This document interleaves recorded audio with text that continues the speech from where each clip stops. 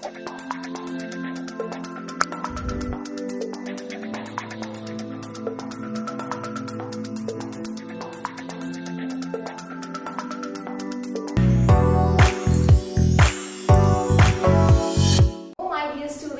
To our channel. तो बच्चे आज हम करने वाले हैं क्लास 9 का chapter number 5 the fundamental unit of life का पार्ट 6। यस बच्चे, फर्स्ट 5 पार्ट्स हमने ऑलरेडी कवर कर लिए हैं, जिसमें हमने पढ़ा व्हाट इज सेल, साथ ही साथ हमने पढ़ा सेल के स्ट्रक्चर को डिटेल में, जिसमें मैंने आपको बताया न्यूक्लियस क्या होता है, साइटोप्लाज्म क्या होता है, साथ ही साथ हमने plasma membrane and cell wall को भी स्टडी कर लिया।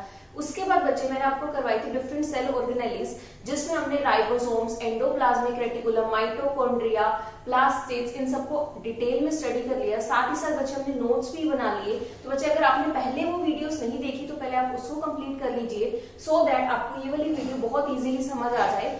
साथ ही साथ बच्चे आपसे एक रिक्वेस्ट है कि जब भी आप वीडियो स्टार्ट करते हैं उसे एंड तक जरूर देखिए, सो दैट आपका लिंक बना रहे। तो चलिए बच्चे स्टार्ट करते हैं।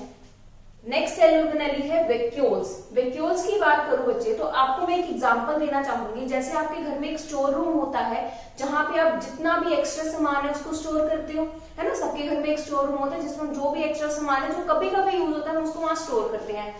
ऐसे ही बच्चे प्लांट और एनिमल सेल में एक स्टोर हाउस होता है जिसका नाम है vacuoles.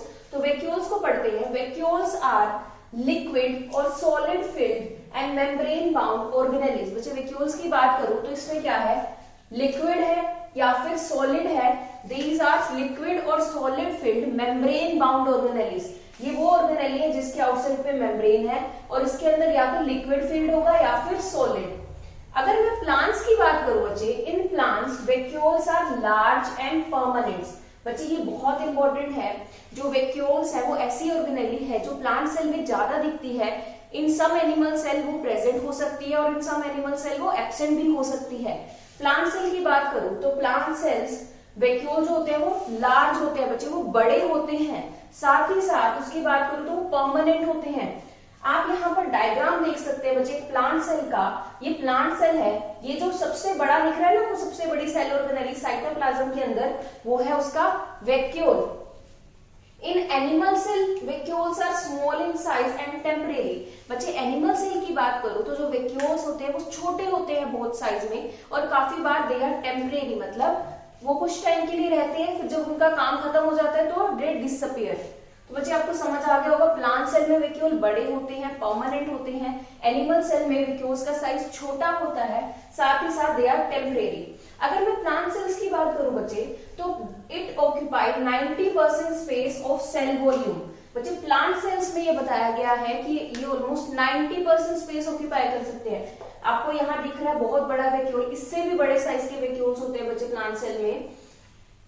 Due to its size other organelle including nucleus shift towards plasma membrane. बच्चे हमने पढ़ा था एनिमल सेल, जब एनिमल सेल की बात करी थी तो आपको दिखा था जो सेंटर में था वो था न्यूक्लियस। न्यूक्लियस वो सेल ऑर्गेनेली थी जो सेंटर में थी। लेकिन अगर आप प्लांट सेल देखिए तो प्लांट सेल में बच्चे वैक्यूल का साइज इतना बड़ा होता है कि न्यूक्लियस को सेंटर से शिफ्ट होना पड़ता है टुवर्ड्स प्लाज्मा मेम्ब्रेन। आपको ये वाला पॉइंट भी समझ आ गया होगा। अब बच्चे बात करें what is the function of vacuole की, फंक्शन क्या, वैक्यूल का फंक्शन क्या है, तो they provide turgidity and rigidity to the cell. Turgidity मतलब उसको स्ट्रेंथ प्रोवाइड करते हैं, उसको रिजिड बनाते हैं। आपको पता है प्लांट सेल को बच्चे स्ट्रेंथ की जरूरत होती है क्योंकि उन्होंने सभी एनवायरमेंट कंडीशंस में बाहर ही रहना होता है, ठीक है। एनिमल्स को क्या है, एनिमल्स अगर एनवायरमेंट कंडीशन ज्यादा ड्रास्टिक हुई तो वो कहीं ना कहीं एस्केप कर सकते हैं, लेकिन प्लांट तो वहीं पे होते हैं। इसीलिए उनके अंदर क्या होता है, वैक्यूल्स क्या करते हैं, उनको टर्जिडिटी प्रोवाइड करते हैं और उनको रिजिडिटी प्रोवाइड करते हैं, मतलब उनको रिजिड बनाते हैं, उनको स्ट्रेंथ प्रोवाइड करते हैं।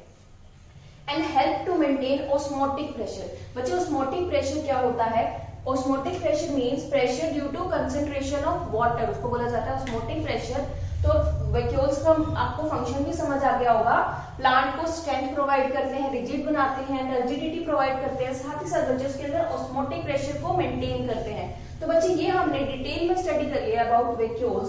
साथ ही साथ आपको फंक्शंस भी पता चल गए वैक्यूल के, तो आप इसको नोट कर लीजिए। स्टूडेंट्स तो चलिए डिस्कस करते हैं नेक्स्ट सेल ऑर्गेनेली के बारे में, दैट इज परोक्सियम्स। बच्चे परोक्सियम्स की बात करूं तो peroxisomes are found only in animal cell. Yes बच्चे, एनिमल्स में या फिर ह्यूमन बीइंग्स में they are found in kidney and liver cells. ये कहाँ मिलते हैं? Kidney cells and liver cells में, ठीक है।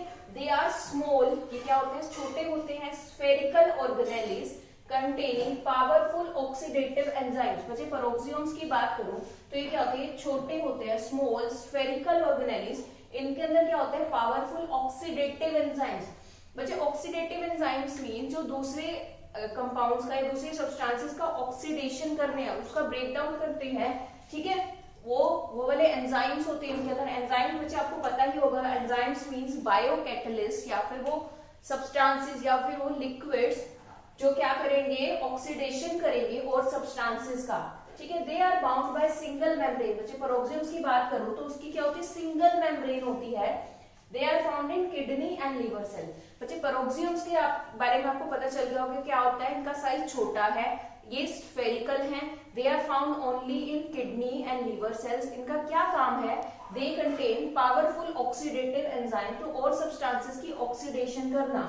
अब अगर मैं बात करूं फंक्शंस ऑफ पेरोक्सियम्स की, तो they are specialised to carry out some oxidative reactions. Body के अंदर बहुत तरीके की केमिकल रिएक्शंस चलती रहती हैं, एक कंपाउंड दूसरे कंपाउंड में कन्वर्ट होता रहता है।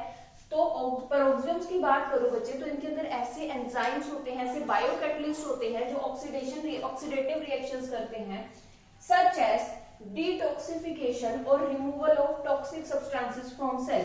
बच्चे लीवर की बात करो या किडनी की बात करो तो इनका मेजर फंक्शन क्या है? इनका मेजर फंक्शन है जो वेस्ट है या फिर जो हार्मफुल सब्सटेंसेस हैं बॉडी के अंदर, उनको लेस हार्मफुल सब्सटेंसेस में कन्वर्ट करना। साथ ही साथ बच्चे अगर मैं बात करूं लीवर सेल्स की, तो लीवर्स में आपको पता होगा हमारी बॉडी में जो भी सेल्स के अंदर रिएक्शंस होते हैं ना बच्चे, उसमें अमोनिया रिलीज होता है। लीवर क्या करता है? उस अमोनिया को यूरिया में कन्वर्ट करता है। ये यूरिया ही बच्चे यूरिन में निकलता है, ठीक है, क्योंकि हमारे यूरिन में क्या है? कुछ परसेंट यूरिया का होता है, कुछ परसेंट वाटर का होता है, some other ions are present. तो बच्चे किडनी और लीवर सेल अपना फंक्शन किसकी हेल्प से परफॉर्म कर पाते हैं?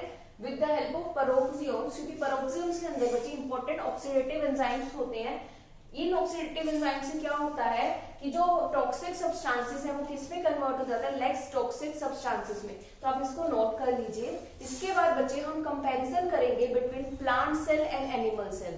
स्टूडेंट्स, अभी तक हमने डिटेल में पढ़ लिया अबाउट डिफरेंट सेल ऑर्गेनेलिस। कुछ सेल ऑर्गेनेलिस प्लांट सेल में प्रेजेंट थी और कुछ सेल ऑर्गेनेलिस एनिमल सेल में प्रेजेंट थी, और some cell organelles were present in both plant cell and animal cell. अब बच्चे कंपैरिजन करते हैं between animal cell and plant cell कि आखिरकार क्या डिफरेंस होता है एनिमल सेल में और प्लांट सेल में। अब मैं बात करूं बच्चे एनिमल सेल की, तो animal cells are generally small in size.